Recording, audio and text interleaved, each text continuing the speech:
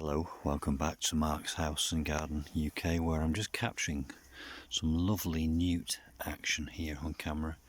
Just down there are two male great crested newts, and they seem to be fighting over the attention of a female great crested newt, which is just off to the right of the shot. So there's one of the males here in front of the camera. The other male has just swum off into the depths down there, and there is the female over there to the right, and this male has just head off down there in pursuit of male number one. So I'll stay here and see if we can catch this action as it continues. And I don't know how they fight, other than the fact that they seem to get very close to each other and wriggle their toes at each other. And you can see down there, this is going on. I'm trying to locate the torch so that we can see the action without putting the and there's one just swimming off into the distance. And I shall try and focus the torch in on that there. Can you see the newt there swimming off into the distance?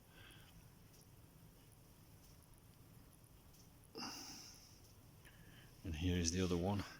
I don't know if he's won the battle, but he's the one that's remained in proximity to the female, which is actually just down there waiting in the wings. And there is another female right here, I've just noticed, just below the surface, underneath the water surface, just there, right in view. And you can probably see its head if I move over in that direction. She's just coming up for a breath of air, I think, or yes, there she has a little breath of air, shoots back down to the bottom. There's the male down there, and there's another female further down in the depths down there. So we've got two pairs, effectively, two males and two females. And he seems to have noticed her now, and he's coming up behind her. Can we see? I wonder if they're about to meet each other in person in front of our eyes on camera. Hopefully they will.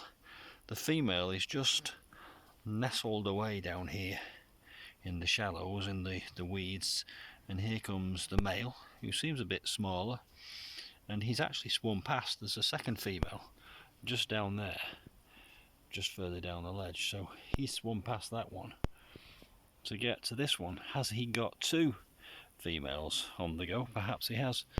Oh, another male has just arrived on the scene down here.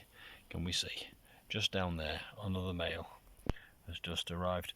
Now, I've spent a lot of time thinking about the design of this pond with purely the sole intention of attracting newts, and I was wondering if there were any newts in the area, and it seems we actually have a newt infestation. That male there, which is closest to this female, is actually quite small, and there's a much larger male just behind it. We can probably see them there facing up to each other just underneath the water surface, and they brush past each other, and it's almost like they square each other up. I don't think they're capable of biting each other, these newts, but they certainly seem to sort of square each other up, have a look at each other. Now that male, the one that we can see kind of wriggling and its tail is moving around, has gone right next to the first female. So it's all going on in the wildlife pond at Mark's House and Garden UK. Right here, in this square foot of my pond, which, as you can see, is quite a large pond. It's 6 meters in diameter, but right down here, beneath our noses, and I apologise, I've just breathed steam in front of the lens of the camera, we have a collection of great crested newts doing what they do at this time of year, which is to enter the water and breed. And these will eventually produce spawn and lay that spawn in individual eggs on the underside of leaves, which they will fold over. And I believe that if there are no leaves in your pond, and I have this brook lime, you can see it down here. This is a pond plant which is particularly well suited for newts to lay their eggs on, but there it is, brook lime. And if you haven't got that, apparently you can just throw a coiled up ball of ribbon into your pond and the newts will use that to lay their eggs on. And there's the male again down there in the depths. There's the female, tail sticking out from under a leaf, and there are two females, so see if we can locate the second. And there's the second female down on that ledge. So we have a male and a female together down there on the slope which goes to the deep area of the pond. You can see them moving about probably in the depths. And down here, just underneath a leaf, is a second female, which you can probably see the tail of. I'm deliberately not putting anything into the water because I just don't want to disturb them, other than observing them and watching them in this the camera lens. So there we go, some live newt action from the wildlife pond at Mark's House and Garden, UK. Look at that, isn't it wonderful? I should just see if I can position the camera so that we can get an even better shot of those two newts there, a male and a female, great crested, one of the rare varieties, just next to each other. He's making advances on her, she's ready to copulate, and no doubt into the night they'll have a little bit of pleasure together, to put it mildly, and hopefully sometime soon in the near future we'll have some newt tadpoles swimming around in these waters. Look at that, isn't it amazing? I'm almost blasé about the fact that we've got newts now, because I've been out here every night this week observing these and watching them in the shallows of this pond, and it's become my evening routine really, in a way. Is that sad? I don't know. I just love the newts. There's Mr. Newt, and right next to him is Mrs. Newt, and down here in the shallows there's another Mrs. Newt. I might just see if I can see a toad. We often have toads in the wildlife pond, and in fact we have got some toad spawn. So let's just creep around the perimeter of the pond and see if we can see any toads, and I may also see some other newts. There are actually smooth newts in this pond. There's a little water beetle.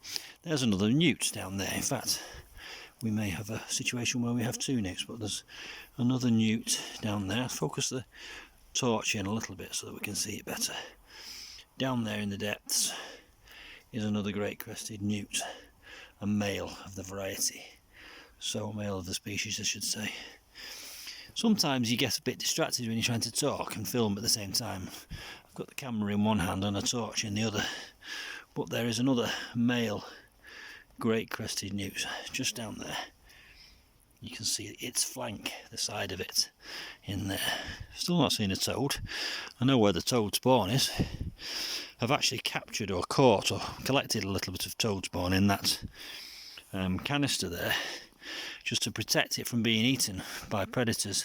But over there is the string of toad spawn, which has been laid already by toads in my wildlife pond. I'm not having any luck seeing a toad tonight, so I might drop some footage that I've already found or already taken of a node into the video at this point. But let's just go down there. There's another newt down there, but there is another male great crested newt. If we get closer we might be able to get the spots on its side, and also you might be able to see the crest along its back. There we go. Isn't that wonderful?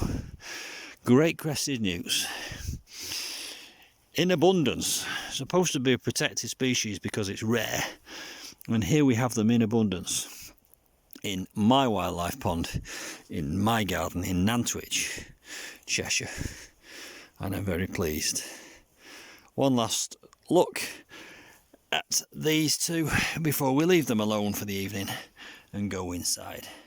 There they are, two great crested newts, and there's the third, just wriggling around there in the green weeds like a salamander. Aren't they amazing? They are like little crocodiles, I have to say. They're like little dinosaurs. I'll see you soon for some more newt adventures. Bye for now.